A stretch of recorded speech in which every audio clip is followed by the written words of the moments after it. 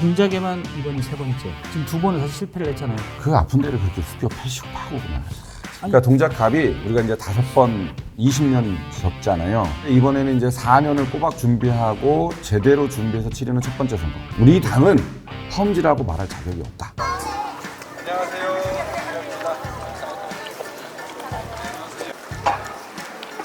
안녕하세요. 감사합니다. 저도요. 네, 꼭 제가 준비하겠습니다.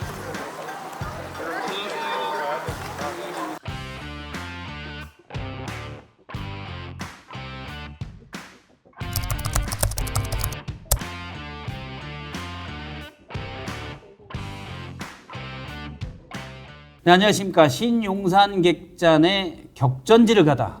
오늘은 격전지 중에 격전지 한강벨트의 한가운데 동작갑에 왔습니다.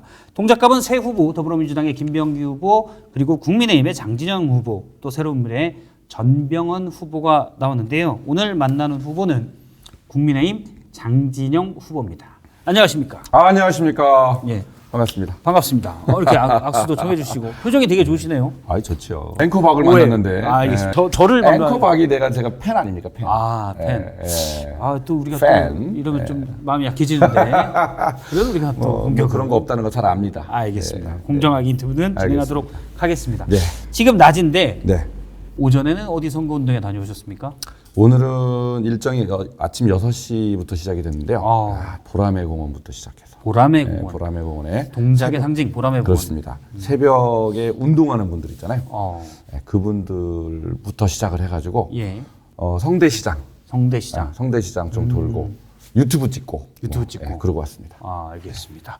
이 일부 후보들 얘기를 들어보면 네. 여론조사보다 더 정확한 게 명함 여론조사다. 유권자들을 만나면서 건네는 악수, 네. 또 건네는 명함을 건넬 때의 네. 표정. 네. 요걸 보면 민심을 알 수 있다라고 그렇죠. 하는데 어떻습니까? 어제도 두 분의 기자가 현장에 르포를 취재를 하러 왔어요. 근데 이제 여기가 요새 뭐 격전지다 아니면은 뭐 또 어떤 여론조사에 보면 민주당 후보가 앞선다 이런 이제 나왔잖아요. 여기서. 예. 그래서 이제 그분들이 반신반의를 하고 저한테 이제 물어보더라고. 예. 민심이 진짜 좋아요? 이렇게. 그래서 나가서 봅시다. 그래서 성대시장을 딱 이제 같이 나갔죠. 예. 그분들이 성대시장에서 제가 30분 동안 인사를 딱 보더니 좋네요.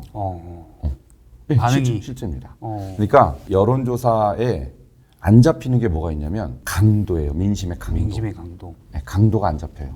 그런데 이제 제가 인사를 해보면 제발 꼭 이렇게 말씀하시는 분들이 많아요. 예. 이번에는 꼭 이렇게. 이번에는 꼭 잠을 못 잔다. 또 이번에 지면 어떤 분들이 있냐면 너 나가 죽어라 그렇게 하는 분들. 어르신들이. 예. 저보러 죽으래요. 지금 이번에는 꼭이라고 얘기를 하셨는데 요거는 이제 여러 번 떨어졌기 때문에 제가 동작갑에서는 한 번 떨어졌고 제가 이제 동작을에서 좀 세 번이죠. 동작에서 세 번 나오죠. 그것도 있지만 예. 여기가 5번 연속 진 곳이기 때문에. 국민의힘이 그렇죠. 국민의힘이 5번 연속 진 것이기 때문에 그래서 이번에는 그렇게 얘기하는 거예요. 국민의힘의 입장에서 보면 동작갑은 네. 약간 어려운 곳인데 일단 제가 미리 말씀드릴 게 있습니다. 지난번에 이제 분당갑에서 저희가 민주당의 이광재 후보, 국민의힘의 안철수 후보를 차례로 인터뷰해서 같이 편집을 해서 내보냈는데 지금 민주당에서는 김병기 후보 측에서 선거운동 기간에 시간 내기가 조금은 어렵다. 그래서 인터뷰를 못 한다는 거를 그래요? 양해를 구했습니다. 네. 대신 제가 한쪽만 하게 되니까 네. 장진영 후보에게 조금은 공격적인 질문도 하고 네. 또 장진영 후보가 이런 식으로 김병기 후보를 공격할 것 같은데 그럼 이렇게 반박을 해달라는 걸 답해왔습니다. 그렇습니까? 뭔지 모르시죠? 모르죠. 나중에 혹시 공격하면 알면 제가 짜고 하는 거지. 모르죠. 이따가 네. 공격을 하시면 제가 네. 이렇게 김병기 후보 측에서는 주장을 합니다. 네. 라고 얘기를 전해드리겠습니다. 알겠습니다. 일단 제가 이런 얘기를 꺼낸 건 김병기 후보가 인터뷰를 정중히 거절했다는 것은 내가 지금 좀 앞선다. 이런 자신감의 표현이 아닐까. 그건 절대 아니고요. 아니에요? 네, 절대 아니다. 왜냐하면 진짜 바빠서. 그분이 싫어서? 이제 바빠요. 바쁜데 뭘로 바쁘냐? 예. 뉴스타파 퍼 날리기 하느라고 바쁩니다. 뉴스타파에. 네, 뉴스타파에서 그분이 뭐 뉴스타파에다가 뭘 엄청 열심히 갖다 주는 모양이에요. 뉴스타파가 모양이에요. 이건 추정인 모양이에요. 거죠. 예. 얘기가 들립니다. 얘기가 근거가 있으니까 얘기하는 건데 그런데 말이죠. 뉴스타파가 보도를 하면 뭐 제각 민주당에서 받습니다.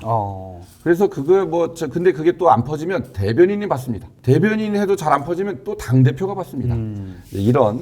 이런 이제 작업 공작 이걸 하느라고 바쁩니다, 그분이. 그 얘기는 제가 조금 이따 하려고 그랬는데 미리 말씀을 꺼내셨으니까 네네네. 얘기를 하겠습니다. 네. 지금 이제 본인이 지분을 일부 가지고 있는 개발업체가 있고 네네. 이 개발업체가 이제 등록을 안 했다. 법상 등록을 해야 되는데 그게 오늘자에 나온 뉴스타파 보도였습니다. 5번째 저에 관해서 장진영 후보에 대해서 낸 보도가 장 오늘 후보님에 나왔죠. 대한 애정이 깊네요. 깊죠. 예. 네. 거기에 대해서 반박을 하신다면 등록 해야죠. 하면 되죠. 안 한 건 잘못한 거죠. 그러면. 그건 이제 군청에서 챙기는 거예요. 근데 등록을 하라라는 얘기가 전혀 없었어요. 근데 그건 이제 지금 알아보니까 처음에는 등록을 안 해도 됐던 건데 예. 이제 저희가 임차인이 바뀌었어요. 중간에 한번. 그래서 이제는 등록을 했어야 되는데 예. 그걸 저희도 몰랐던 거죠. 등록을 하면 됩니다.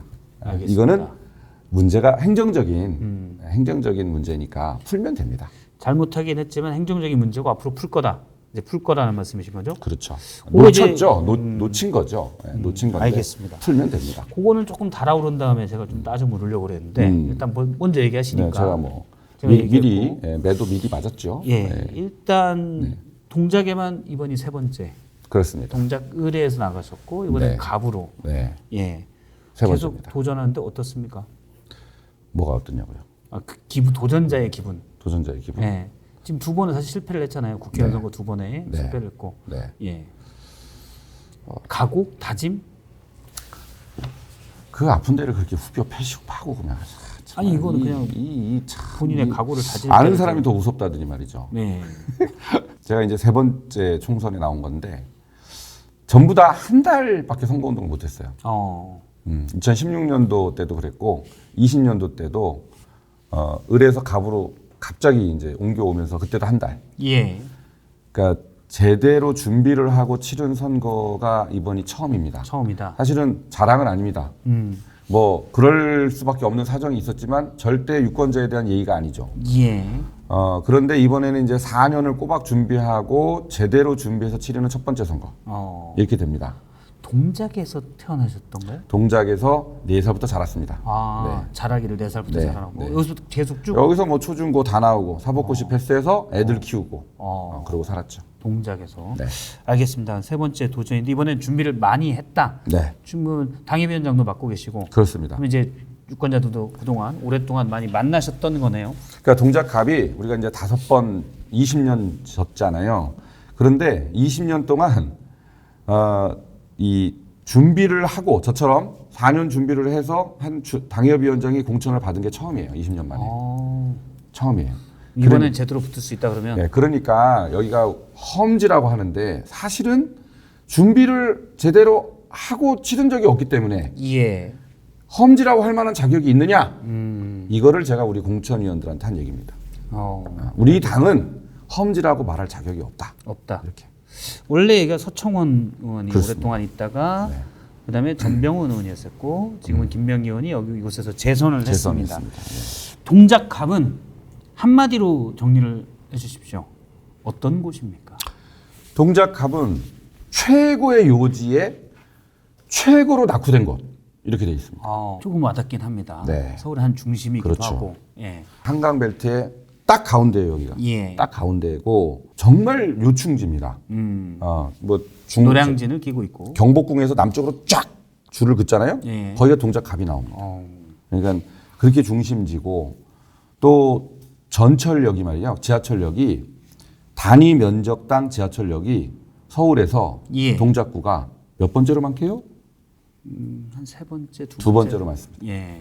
서울 중구 빼놓고는 제일 많습니다. 어. 강남보다 더 많습니다. 아 그래요? 네, 강남보다. 1호선 지나가고 1호선, 9호선 지나가고 4호선, 9호선, 7호선, 또 신림선, 신림선. 네. 많이 지나가네요. 또 그 기차도 지나가죠. 예. 네. 그래서 그렇게 이제 철도 교통의 요충지. 근데 왜 낙후됐습니까? 그러니까요. 그게 문제입니다. 그래서 잃어버린 20년이라고 제가 표현을 하는데. 그러니까 이 노량진이 뉴타운이 선포된 게 20년 됐습니다. 딱 예. 올해. 그런데 8개 사업지 중에 한 군데도 삽을 못 떴어요. 흑석동은 더 늦게 뉴타운이 선포됐는데 거기가 뭐 진척률이 거의 70% 이렇게 됩니다. 흑석동 이제 동작 을에 속하죠. 을입니다. 동작을 주민들은 20년 연속 여당만 뽑았습니다. 어. 동작갑 주민들은 20년 연속 민주당만 뽑았습니다. 민주당만 해서 낙후됐다라는 주장이신 거죠? 그러니까 여당 후보를 뽑아서 일을 시킨 곳과 어. 그렇지 않은 곳의 격차가 오늘날의 흑석동과 노량진의 격차. 그러니까 장진영이 필요한 겁니다.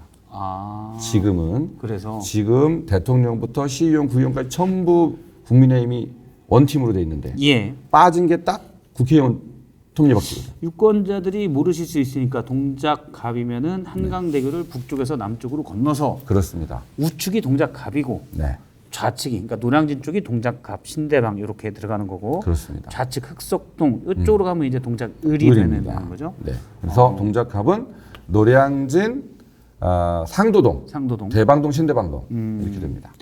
알겠습니다. 그러면 앞서 이제 낙후됐다고 얘기하셨는데 후보님의 대표 공약은 뭐가 있습니까? 결국 그동안 경쾌하게. 안 됐던 거 예. 뉴타운입니다. 뉴타운. 네, 뉴타운을 노량진 뉴타운 안 된 거 다시 챙겨야 되고요. 예. 상도동 뉴타운을 새로 지정하겠다라는 어. 게 제 핵심 공약입니다. 흑석동에 비해서 예를 들어 구조적으로 더 어렵다 그런 건 없었습니까? 입지는 훨씬 좋죠. 만약에 분양을 했을 때 수익성이나 예. 사업성은 노량진이 훨씬 좋습니다. 흑석동보다. 흑석동보다. 네, 흑석동도 굉장히 매력적인 곳이지만 노량진이 훨씬 좋은 곳입니다. 예. 입지상. 그럼에도 불구하고 안 됐다는 것은 이것은 이 정책 당국의 예. 지원이나 의지가 부족했다. 이렇게 볼 부족했다. 수밖에 없습니다. 어. 네. 그러면 지금 윤석열 정부가 2년이 됐잖아요. 네. 지금도 그러면 이게 부족하다고 볼 수 있지 않습니까? 그래서 예. 자, 이제 윤석열 정부뿐만 아니라 오세훈 서울시장이 예. 재건축 재개발에서 상당히 중요한 역할을 합니다. 그래서 신통 계획이란 것도 하고 있죠. 그렇죠. 그래서 노량진 뉴타운이 이제 한 18년 정도 멈춰 있다가 예. 오세훈 서울시장이 한 지금 2년 됐잖아요. 네. 보궐선거 된 지가. 예. 그때부터 이제 뭐가 돼갖고 이제 철거하고 있는 거예요. 철거를 하고 있어요 지금. 이제 들어가고 있다. 그러니까 본격적으로 삽을 뜨진 못했지만 예. 이제 부시고 있는 정도입니다. 어. 그게 한 2년 됐어요. 재개발구역 지정을 해서 일단 네. 이 들어가고 있다. 그러니까 재개발구역 지정된 것은 한 18년 동안 제자리 걸음하다가 이제 이주 작업 시작하고 본격적으로 시작한 게 한 2년 됐어요. 예. 그러니까 이제 오세훈 정부가 서울시장 정부가 들어선 이후에 꿈틀거리고 있는 정도입니다. 알겠습니다. 이제 꿈틀 이해가 되십니까? 혹시 이제 재개발 재건축은 사실은 상당히 많은 지역구에서 다들 내놓는 공약이어서 네. 혹시 그거 말고 또 다른 그거 공약이 있다면? 제 2020년도 때 예. 제 1호 공약이 국철 지하화였습니다. 아, 노량진을 지나가는 국철. 네, 예. 노량진에서 대방동까지 이 1호선 국철이 우리 한강하고 대방동 노량진을 딱 가로막아가지고 말이죠. 예. 한강변 도시라는 느낌이 전혀 없어요. 그게 사실은 좀 네. 크지요. 크죠. 제가 볼 때는. 상당히 큽니다. 예. 그래서 제가 이제 2020년도 때 그거를 그때 뭐 상대방 그 현역 국회의원이었음에도 불구하고 그런 부분에서는 일체 언급이 없었죠. 근데 제가 이제 그걸 1호 공약으로 걸었는데 사람들이 다 꿈 같은 소리다. 예. 아이고 뭐 대도 않는 소리를 지금 뭐 1호 공약으로 내거냐 무려. 그랬지만 제가 그렇게 주장을 했고 근데 제가 떨어졌죠. 예. 떨어졌지만 이제 제가 오세훈 시장 만나는 자리가 있었는데 그때마다 예. 이거 해야 된다 라고 여러 차례 그런데 말씀드렸어요. 지하화는 예를 들어 뭐 경부고속도로를 이 강남 구간 한남대교에서 뭐 강남 저 반포 이쪽까지 네. 지하화자라는 얘기도 있고 곳곳에서 지하화를 얘기를 합니다. 네. 문제는 재원이 많이 들죠. 돈이 많이 들어요. 이제 그런 문제 때문에 이게 얘기가 나온 건 오래됐지만 예. 얘기가 본격적으로 된 적이 없었죠. 그런데 이게 이제 오세훈 서울시장이 받아들여서 예.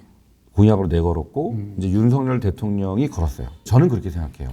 오 시장이나 또 윤석열 대통령이나 뭔가 개발에 관련된 큰 사업이 예. 지하화 이상이 없다.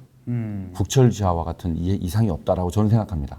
근데 말씀대로 큰 사업이지만 네. 문제는 이제 예산의 효율성이죠. 그 예산이 문제입니다. 그래서 이제 이게 구간별 사업을 하게 할 수밖에 없는 건데 이 동작 구간 그러니까 이제 전체 서울역에서 서울 시계까지 금천 예. 시계까지 17km 정도 되는데 그 중에 돈이 될 만한 그 한강변 부지는 예. 우리 동작 구간이에요. 유일합니다. 그러면 지하화를 하고 지상에는 다른 시설을 그렇죠. 짓겠다라는 건가요? 지하화를 해서 그 땅을 가지고 팔아서 예. 공사 대금을 충당해야 되는 거죠.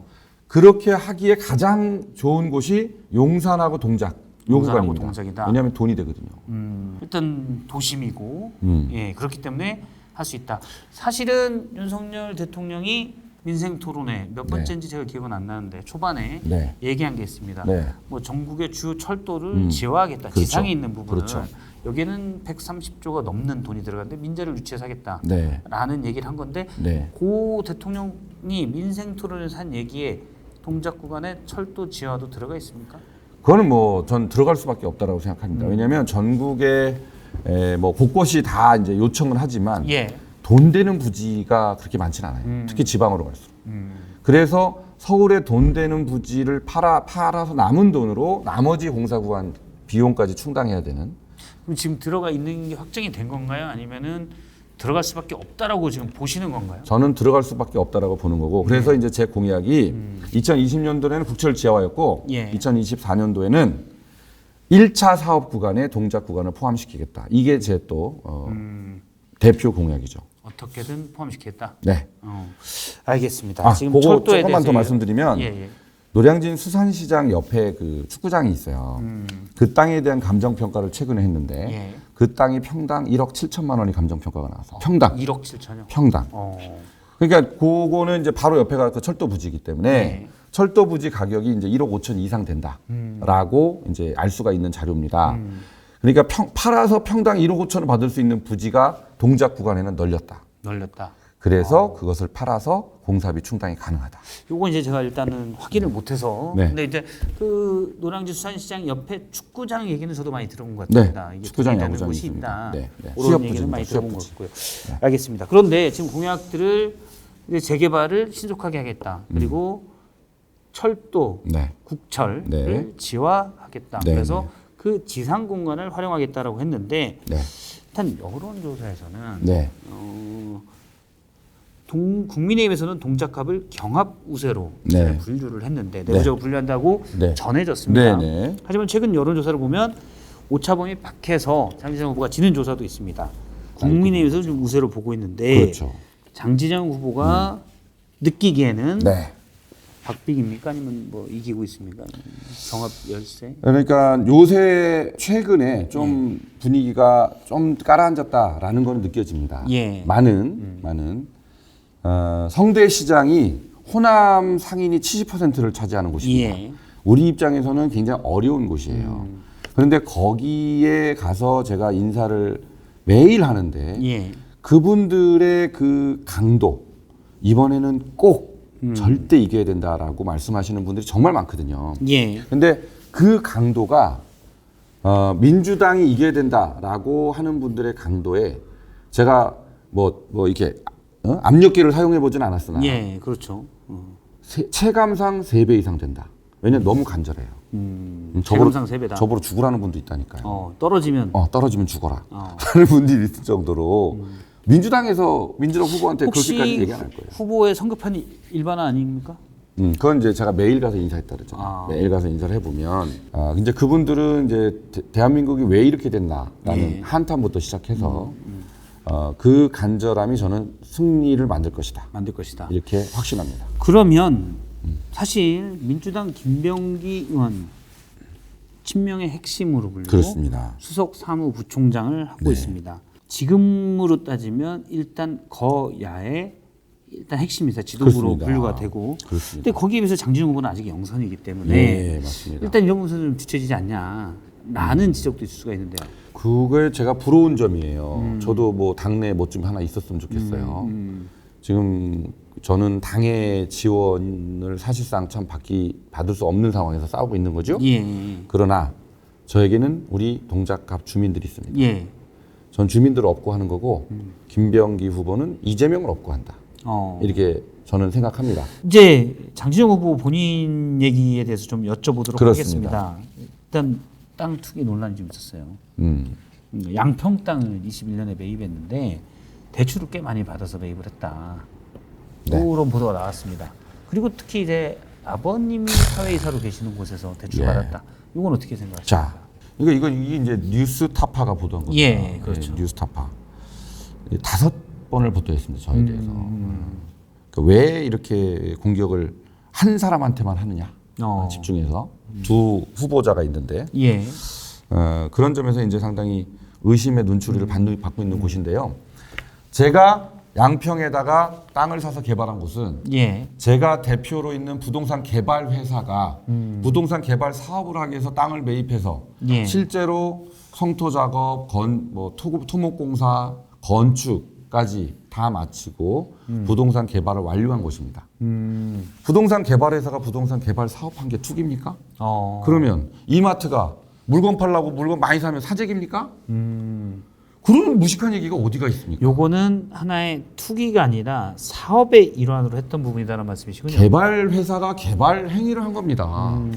근데 그 과정에서 우리나라 부동산 회사 중에 대출 없이 하는 곳이 있습니까? 예. 전부 대출을 받아야 부동산 개발이 가능한 곳이에요. 이게 개인이 집 이른바 사는 게 이제 아니다 PF도 그런 말이죠. 부분이죠. 예. PF는 PF가 아니에요, 이거는. 예. 근데 PF 같은 경우에는 대출 비율이 토지 매입 자금의 120%까지 해줍니다. 그러니까 나중에 건물 짓고 뭐 세금 내는 감안해서. 것까지 해주는 거예요. 예. 그런데 이거는 PF까지 가지는 않고 전체 개발 비용에 제가 보니까 75%를 예.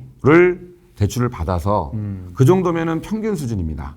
했고 개발을 했는데 이제 뉴스타파가 악의적인 것은 이거를 99%라는 숫자를 맞추기 위해서 설립하고 2년 뒤에 대출 받은 것까지 예. 그 대출금까지 여기다 포함시킨 거예요.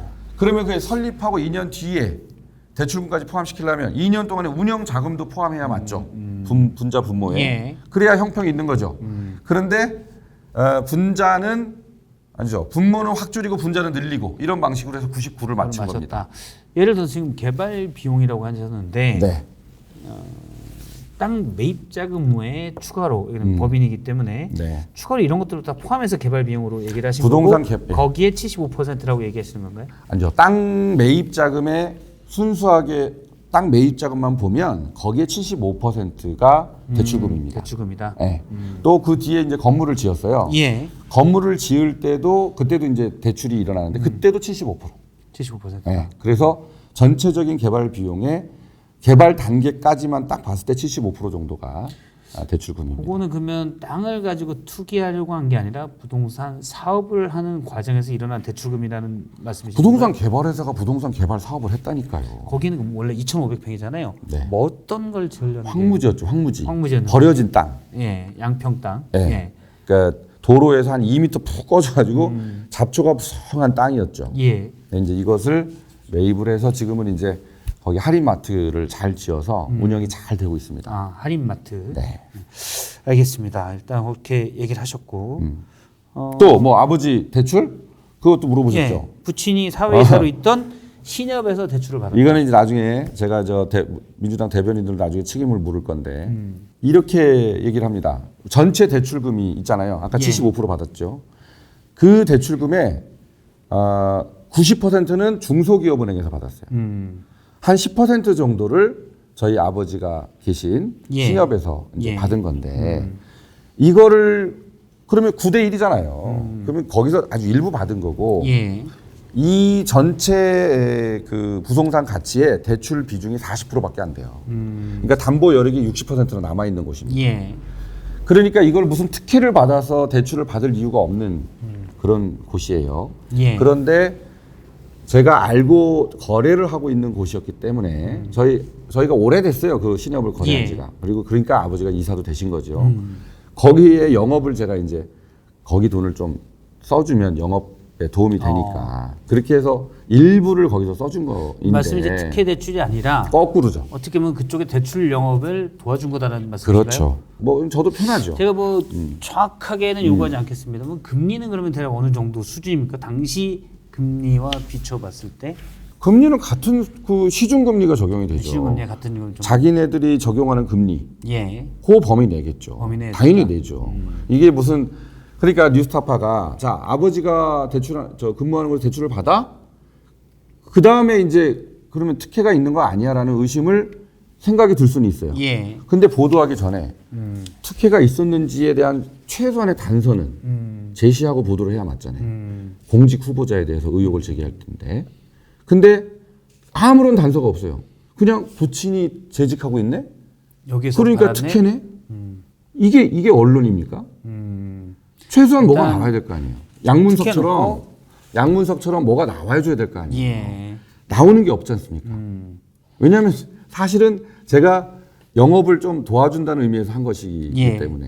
네. 알겠습니다. 일단은 거기에 대한 주장을 들었고요. 네. 현안에 대해서도 좀 여쭤보겠습니다. 왜냐하면 지역구 의원이면서 만일 국회의원이 된다면 네. 또 국민을 대리하는 300명의 각각의 헌법기관 중에 한 명이 되는 거잖아요. 네. 그래서 현안을 어떻게 과연 바라보고 있는지 이것도 좀 여쭤보겠습니다. 장진영 후보는 이종섭 대사, 추 호주 대사 논란 당시 여권을 향해서 윤석열 대통령이 공정과 거꾸로 갖고 있다. 빨리 해야 된다라고 목소리를 높이기도 네. 했습니다. 네. 사실 당정 소통이 잘 안 된다. 그러니까 용산에 할 말을 하지 못한다라고 했는데 나름 또 할 말을 하셨어요. 약간 이렇게 하면 내가 불이익을 받지 않나 이런 생각은 안 하셨어요? 지금 뭐 그게 문제입니까? 불이익이 문제입니까? 그럴 상황이 아니고요. 민심이 상당히 악화되고 있는 시점이었고. 예. 그래서 제 나름대로는 상당히 신중하게 발언을 한 거죠. 근데 그 정도로 발언한 사람들이 별로 없었는 모양이에요. 그게 기사가 된 거 보니까. 예. 그런데 다행히 그 제 발언을 하고 얼마 후에 예. 그 소환이 됐죠, 서울로.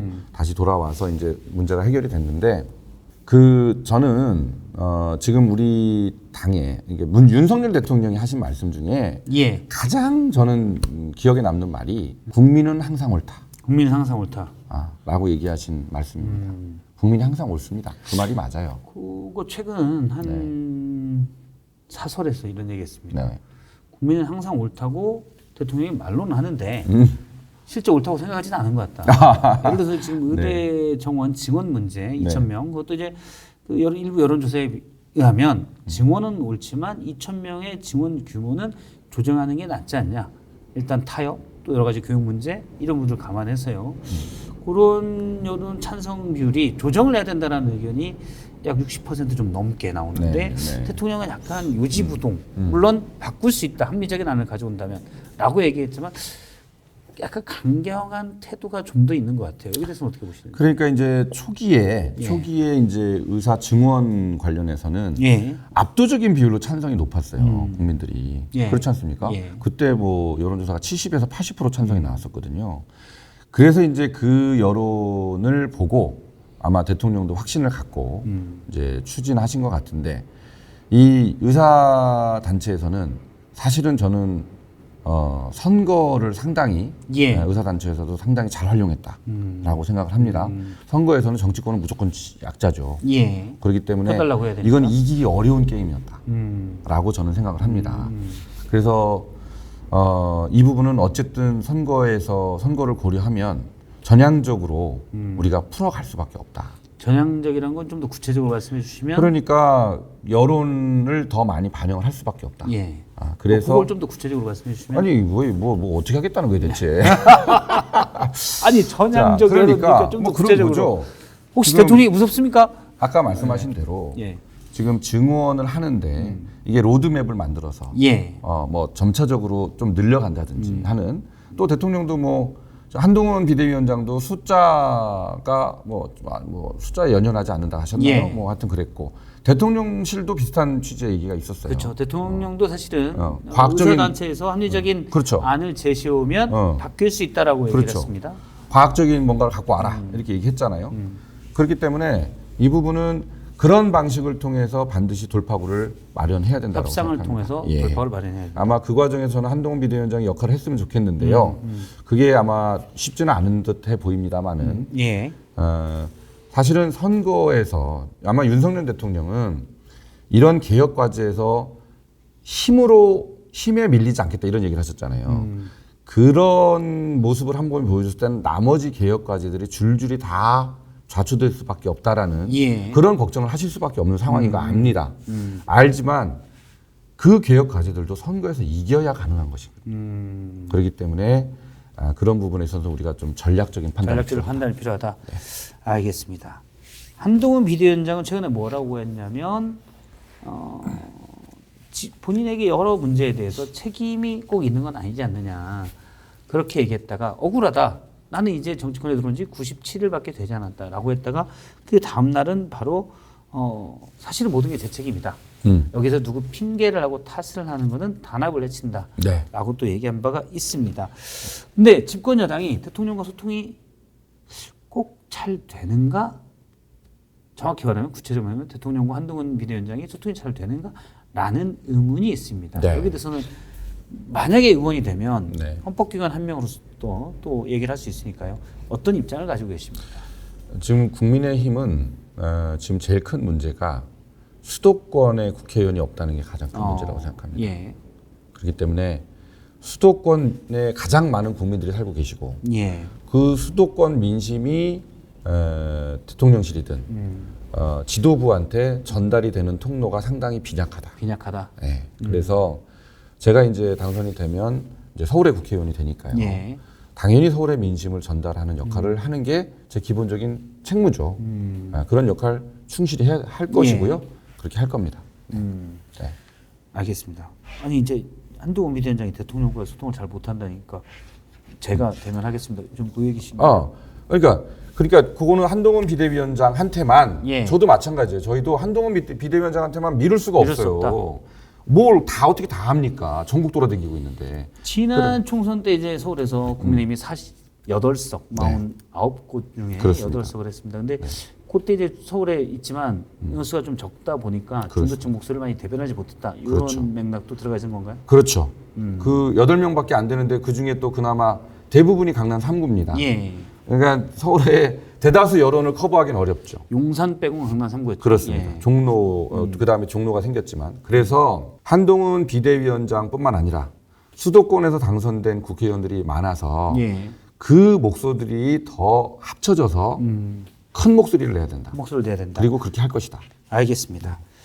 한동훈 지금 이제 국민의힘 관련된 현안에 대해서 여쭤봤는데 민주당 관련 현안도 여쭤보도록 하겠습니다. 네. 한동훈 비대위원장은 계속 이재명 대표를 심판해야 된다 이렇게 얘기를 하고 있는데 어떻게 보시는지요? 심판해야죠. 심판해야 되는 근거는 왜 그렇습니까? 우리나라에 제가 우리 주민들한테 이렇게 호소를 하는 게 주민들이 그렇게 말씀하시는 거예요. 예. 우리가 피땀 흘려 만든 대한민국이 이런 범죄자들이 설치는 나라를 보려고 우리가 그 대한민국을 만든 것이냐 예. 라는 한탄이 있는 겁니다. 그리고 말을 크게 하지 않아도 깊은 분노가 있는 거예요. 젊은 애들 말로는 빡침이 있는 거예요. 그건 빡침. 이재명 대표 얘기예요? 그렇죠. 이재명 대표가 그 정점이죠. 그런데 이재명 대표가 그렇게 모든 정치의 그런 기준을 무너뜨렸잖아요. 그 정과 사범에다가 7가지 주요 중대 의혹을 받고 있는 사람 아닙니까? 예. 그죠? 공대쌍 백수. 말도 어려서 제가 두 문자 따서 외웠습니다. 공대 쌍백수. 쌍백수. 그 다음에 법인카드 또 뭐 하나 더 있어요. 이렇게 7가지 의혹이 예. 있어요. 그걸로 재판받고 수사받고 있는 사람이 당대표가 됐어요. 그러니까 공천 과정에서도 뭐 재판받고 있는 사람 걸러내기가 어렵잖아요. 그런데 조국이라는 사람이 실형 선고받고 또 당대표가 됐어요. 예. 그 다음에 송영길이 감옥에 앉아갖고 또 창당을 했어요. 이거는 이재명이 일으킨 나비 효과입니다. 이재명 대표가 이렇게 나비고다. 이재명 대표가. 근데 이제 신나게 조국 대표 같은 경우 이제 대법원 판결을 기다리고 있고, 근데 이재명 대표 같은 경우는 이제 과거 전권의 이제 과거의 문제일 네. 수 있고요. 지금 재판 중이지 혐의가 유죄로서 1심도 나진 않았기 때문에 네. 범죄자라고 하는 건 무리가 있지 않습니까? 벌써 그게 이제 뉴 노멀이 된 거예요. 예. 그전 생각해 보시라고요. 재판 한 건이라도 받고 있는 사람이 후보라도 될 수 있나요? 후보 못 되죠. 일단 이재명 후보 측에서는 이거는 검찰의 탄압이다라고 주장을 하고 있습니다. 그거는 국민들이 다 보시잖아요. 그게 무슨 검찰하고 무슨 상관이 있어요. 법원에 가서도 유죄가 줄줄이 자기 측근들한테 인정되고 있지 않습니까? 예. 그건 뭐 법원 탄압입니까? 근데 일부에서는 뭐 집권 여당이 야당을 심판한다는 게 일단은 적절한 메시지인지 모르겠다라는 지적도 있긴 합니다. 그거는 저도 예. 동의합니다. 야당 심판 갖고 우리가 선거를 치르는 것은 저는 그렇게 적절하지는 않다고 생각합니다. 예. 야당 심판은 기본이고 거기다가 정책, 여당으로서 여당의 사실 특권이죠. 예. 여당이 제시해야 할 수 있는 그런 여러 가지 정책들 제시하고 그 두 가지를 다 같이 해서 치르는 선거여야 된다라고 생각을 합니다. 끝으로 동작갑 유권자에게 짧게 한마디 할 수 있는 시간을 저희가 드리겠습니다. 감사합니다. 예. 동작갑 우리 주민 여러분, 우리 동작갑이 20년 내리 민주당이 독점한 곳입니다. 그러다 보니까 경쟁이 사라져서 변화와 발전이 너무나 더딥니다. 동작을과 갑의 차이가 바로 여당을 계속 찍어준 을과 동작을과 민주당만 찍어준 동작갑, 여기서 격차가 벌어진 거다라고 말씀드립니다. 이제 우리 동작갑에도 경쟁을 다시 살려주십시오. 제가 열심히 준비했습니다. 미치도록 일하고 싶습니다. 감사합니다. 네, 오늘 신용응상객잔의 격전지를 가다. 오늘은 동작갑의 국민의힘 장진영 후보를 만나봤습니다. 오늘 말씀 고맙습니다. 감사합니다. 와주셔서 감사합니다.